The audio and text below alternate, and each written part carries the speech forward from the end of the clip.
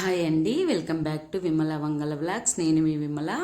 ఇక్కడైతే నేను రాగి సంకటిలోకి బెల్ల పులుసు అంటే శనగపప్పుతో చేశానండి. మేము మా సైడ్ రాయలసీమ సైడు శనగ బెల్ల పులుసు అంటాము. అంటే పప్పును బెల్లు అని పిలుస్తామన్నమాట, అచ్చం రాయలసీమ లాంగ్వేజ్లో.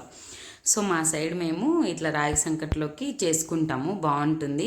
లేకపోతే రాగి సంకట్లోకి నాటుకోడి పులుసు, తర్వాత ఏమైనా చట్నీ, పల్లి చట్నీ అట్లాంటివి కూడా చాలా బాగుంటాయండి. రాగి సంకటి ఫుల్ రెసిపీ ఎప్పుడు పెట్టలేదు కదా, అందుకని సూట్ చేశాను. ఫస్ట్ అయితే ఒక గ్లాస్ బియ్యానికి మీరు ఏ గ్లాస్ తీసుకోవాలనుకుంటే ఆ గ్లాస్ బియ్యానికి 6 గ్లాసుల వాటర్ పోసుకొని ఒక హాఫ్ అన్ అవర్ నానబెట్టుకోండి. తర్వాత రాగి పిండి మిక్సీ పట్టుకోండి. నేనైతే 1 కేజీ డీమార్ట్లో రాగులు తెచ్చాను, ఇవైతే నీట్గా ఉంటాయని చెప్పి. సో ఫస్ట్ మిక్సీ పట్టి పెట్టుకోండి.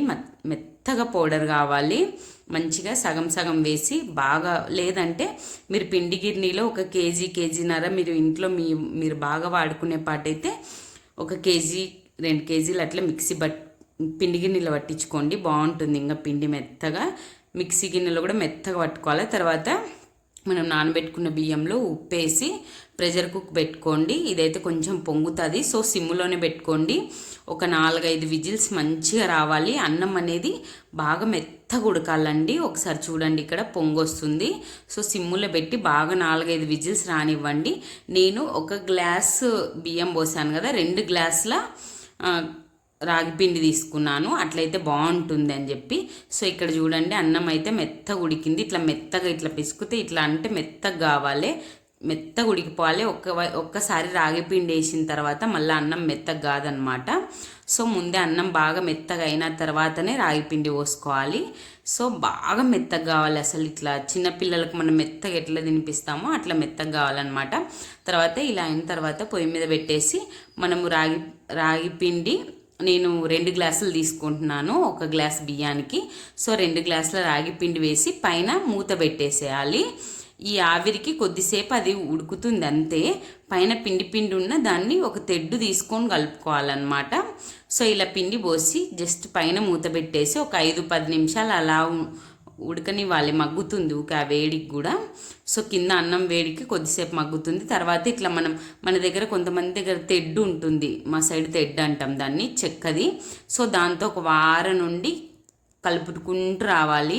మేమైతే పప్పు గుత్తిని తిరిగేసి కలుపుకుంటున్నాం అనమాట, తెడ్డు లేదు. సో తెడ్డుతో ఒక సైడ్ నుండి ఇది కొంచెము అంటే బలం ఉండే వాళ్ళతో కలిపియాలి, మన చేత కాదు. నాకైతే రైట్ హ్యాండ్ పెయిన్ ఉంది కాబట్టి నేను ఇలాంటివి చేసేటప్పుడు మా ఆయన ఉన్నప్పుడే వేస్తాను. ఈ ఒక్క పని మాత్రం మా ఆయనకే అప్పచెప్తానమాట. నాకు అంత బలంగా అది పిండి కలపడం రాదు, నా చెయ్యి నొప్పి ఉంది కాబట్టి. సో ఇలా ఒక వారం నుండి మొత్తం కలుపుకుంటూ రావాలా. రాగి పిండి అంతా ఆ అన్నం వేడికే పొడి ఉన్నగలో కలుస్తుంది. ఇంతకుముందు నాకు తెలియక పిండి నీళ్ళల్లో కలిపి పోసేదాన్ని, అట్లా టేస్ట్ బాగుండేదండి. ఇట్లా రాగి పిండి పైన అన్నం ఉడికినాక పైన పోసి ఆ వేడికి కలిపితేనే చాలా బాగుంటుంది. సో ఇలా మొత్తం నీట్గా పిండి అన్నం మొత్తం కలిసేటట్టు సంగటి చేసుకోవాలి, చాలా బాగుంటుంది. పచ్చడిలోకి కానీ తర్వాత నాటుకోడి పులుసులోకి కానీ చాలా బాగుంటుంది. కాకపోతే ఇది కొంచెం బాగా బలంగా కలపాలండి, మన చేత కాకుంటే ఇంట్లో హస్బెండ్స్ అట్లా ఉన్నప్పుడు చేసుకోండి. ఇంతకుముందు పెద్దవాళ్ళంటే మా అత్తమ్మ అలాంటి వాళ్ళైతే మంచిగా వేసేటోళ్ళు. సో ఇలా మొత్తం ఇట్లా ఒక వారం నుండి కలుపుకుంటూ రావాలి. గంటతో అయితే అంత బాగా రాదండి, కంపల్సరీ ఇట్లా చెక్క దానిలతోనే నీట్గా వస్తుందన్నమాట. ఒక సైడ్ నుండి ఇట్లా అనుకుంటూ వస్తే ఆ పిండి అంతా వేడికి మొత్తం అన్నంలో కలుస్తూ ఉంటుంది. సో ఇలా రాగి సంకటి చేసుకున్న తర్వాత కొంచెం వాటర్ పక్కకు పెట్టుకొని వేడివేడిగా ముద్దలు కట్టుకోవచ్చు. అసలు ఈ వేడికి మేము ముద్దలు కట్టలేకపోయినాము. సో నేను ఏం చేశానంటే ఒక గిన్నెకు మంచిగా నెయ్యి రాసి ఆ గిన్నెకి ఫుల్గా ఇట్లా పైకి వేసేసి దాన్ని ప్లేట్లో వేసానమాట, ఇట్లా అచ్చులాగా. సో నాకైతే ముద్దలు కట్టడం రాలే. ఇట్లా గట్టిగా మొత్తం కలిసిపోవాలి రాగిపిండి అన్నంలో, ఇట్లా మెత్తగా ఉంటే బాగుంటుంది. కొంతమంది ఇంకో కొంచెం ఇప్పుడు షుగర్ పేషెంట్స్ అలాంటి వాళ్ళు 1 బియ్యానికి 3 అట్లా కూడా రాగిపిండి వేసుకోవచ్చు, బాగానే ఉంటుందండి.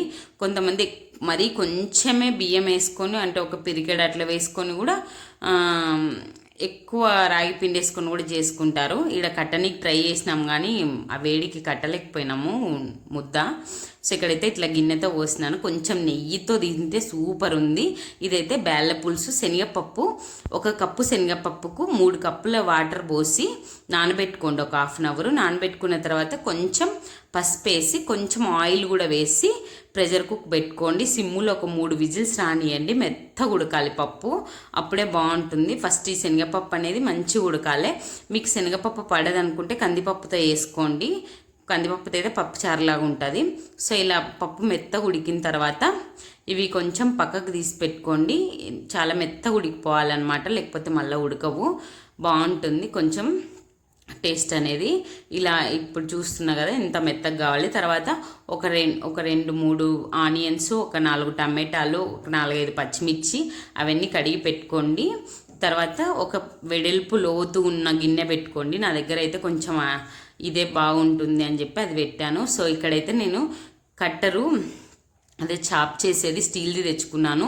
10 ఏళ్ళ నుండి ప్లాస్టిక్ది వాడుతుంటే అదంతా చీలిపోయి అంత గలీజ్ అయ్యి దాంట్లో అదంతా ప్లాస్టిక్ ఊడొస్తుంది. సో మొన్ననే డిమార్ట్లో తెచ్చుకున్నాను. వీలైతే మీరు కూడా స్టీల్వే వాడండి, ఈజీగా క్లీన్ చేసుకోవచ్చు. ప్లాస్టిక్ చెక్కలో చేస్తే అవి కడిగి చెక్క పాడవుతుంది.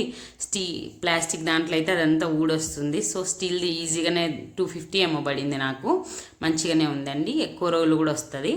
సో ఇక్కడైతే ఆయిల్ వేసేసి లోతుగా వెడల్పుగా మంచిగా ఉన్న కడాయి తీసుకోండి. కడాయి లేకపోతే గిన్నె, నేనైతే స్టీల్వి 2 కుక్కర్లు దానికి వాడేసాను అని చెప్పి ఇది పెట్టుకున్నాను.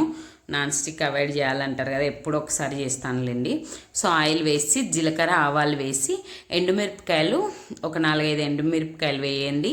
వేసి కరివేపాకు కూడా వేసుకోండి. తర్వాత ఆనియన్స్, పచ్చిమిర్చి చిలుకలు, కొంచెం మేము ఆనియన్స్ ఎక్కువ వాడతాం దీంట్లోకి. సో ఆనియన్స్ బాగా వేసి అవన్నీ కొంచెం ఫ్రై చేయండి. ఫ్రై చేసిన తర్వాత కొంచెం పసుపు వేసుకోండి. పసుపు వేసుకున్న తర్వాత అవన్నీ కొంచెం ఆయిల్లో బాగా ఫ్రై చేయండి. ఫ్రై చేసిన తర్వాత మనం ముందుగా కట్ చేసి పెట్టుకున్నాం కదా, ఈ టమాటాలు కూడా వేయండి. టమాటాలు కూడా వేసి ఇవన్నీ బాగా మెత్తగా అయ్యి ఆయిల్లో బాగా ఫ్రై కావాలి. నేను చింతపండు ముందు నానబెట్టుకోలేదు. సో కొంచెం ఒక 5-6 రెబ్బలు చింతపండు డైరెక్ట్ వేసుకున్నాను. మీరు ముందు నానబెట్టుకోండి, నాకు ముందు గుర్తులేదు. సో అప్పటికప్పుడు వేసుకున్నాను. సో ఇలా కొంచెం బాగా ఫ్రై అయిన తర్వాత మీ దగ్గర ఉంటే కొబ్బరి కూడా పొడి పట్టి పెట్టుకోండి. నా దగ్గర కొబ్బరి లేదు. మా సైడ్ అయితే మేము రాయలసీమ సైడు కూరల్లో కొంచెం కొన్నిట్లలో కొబ్బరి వాడతాము. సో ఇలా కొంచెం మొత్తం ఫ్రై అయిన తర్వాత 1 స్పూన్ కారం వేసుకోండి. అంటే మీ రుచికి తగినంత కారం వేసుకోండి. మాది కారం అంటుంటుంది కాబట్టి 1 స్పూన్ వేసాను. తర్వాత కొంచెం ధనియాల పొడి వేసుకోండి. ధనియాల పొడి వేసి ఇవన్నీ బాగా ఫ్రై చేయండి. ఇక్కడ మీరు కొబ్బరి ఉంటే కొబ్బరి కూడా వేసేసుకోండి. కొబ్బరి పొడి కొంచెము బాగుంటుంది. నేనైతే ఎక్కడ ఎల్లుల్లిపాయలు వాడలేదు. నాకు తెలిసి ఇందులో మేము మా సైడు ఎల్లుల్లిపాయలు వాడతాం అనేది నాకు గుర్తు కూడా లేదు. సో ఇక్కడైతే శనగపప్పు, ఉడకబెట్టుకునే శనగపప్పు అనేది వేసాను. ఈ వాటర్ కూడా అట్లే వేసేయండి. అవి ఉడికి మంచిగా గ్రేవీ చిక్కదనము అయ్యి మంచిగా ఉంటుంది. మనకు రాగి సంకట్లోకి కొంచెం పులుసు ఉంటేనే బాగుంటుంది అన్నమాట. ఇవన్నీ బాగా ఉడకనివ్వాలి. ఇంకొక ఆయిల్ పైకి తేలి కొంచెం బాయిలింగ్ వచ్చేంత వరకు ఉప్పు, కారం, పులుపు అన్నీ సెట్ అయ్యేంత వరకు ఉడికించుకోవాలన్నమాట. మీకు ఒకవేళ ఈ శనగపప్పు పడదంటే కందిపప్పులో కూడా పప్పుచారులాగా అవుతుంది, చేసుకోండి, అట్లయినా బాగుంటుంది.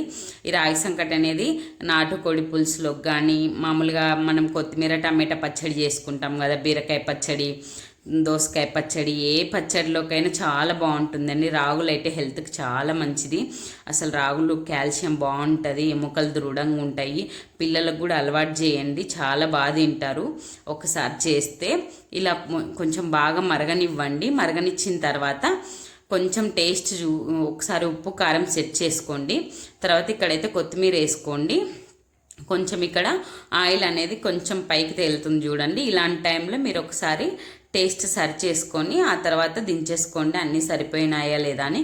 కొబ్బరి పొడి మీకు నచ్చితే గిన కొబ్బరి ఫ్లేవర్ కొంచెం వేసుకోండి. నా దగ్గర ప్రజెంట్ ఇంట్లో లేదు, మా సైడ్ అయితే కొబ్బరి కూడా వేస్తారనమాట. ఈ సంకట్లోకి బాగుంటుంది, జొన్న రొట్టెలకు కూడా బాగుంటుందండి ఇది శనగబెల్ల పులుసు. నేను ఇప్పుడు మా చిన్నప్పుడు మా అమ్మ మా నాన్నమ్మ వాళ్ళు చేసేటోళ్ళు. ఈ మధ్య నేను కూడా చేయక చాలా రోజులైంది.